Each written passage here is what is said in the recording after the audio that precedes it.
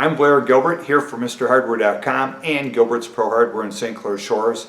Here to do a quick video of the absolute best way to get instant hot water at your kitchen sink. You go to the kitchen sink and you have to wait a whole minute for the hot water to come from the hot water tank that's on the other side of the house. I put a small hot water tank, a 9-galloner, right underneath the sink. So when I turn on the hot water, I get instant hot water right away, no waiting. And what it is, it's a small tank. You only get 9 gallons of hot water.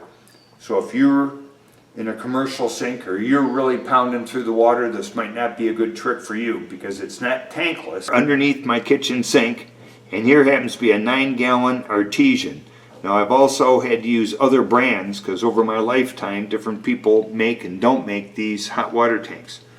So this is a very well insulated 9-gallon tank that plugs into a 20-amp receptacle. So I've wired an extra receptacle here, put this tank in, taken the cold water that feeds the kitchen sink and put a T in.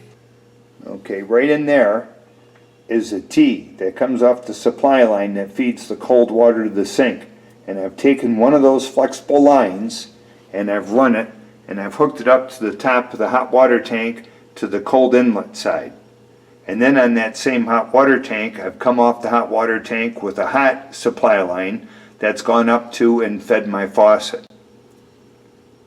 By having 9 gallons down here, it's more than enough to run my dishwasher, which only uses 1.5 gallons per cycle. It's just very handy to have your own hot water, no waiting, and I'm not using my hot water tank at the same time either. So this is solely a standalone hot water supply to a kitchen sink. At my kitchen island, instead of having a 9-gallon tank underneath, I put a 30-amp 220 instant hot water tank.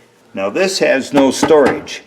This baby, when I turn on the hot water, you will hear it click in just 4 seconds. I have hot water at this sink. The difference is a tankless instant hot water tank needs to have a certain amount of flow before it'll turn on. So if you trickle water, you won't get hot water. So that's why I have a 9-gallon standalone sink. So if we want to trickle hot water washing vegetables, we have it. There's a comparison. Tankless took 30 amps 220. The tank took 20 amps 110. Found that 9 gallons is more than enough.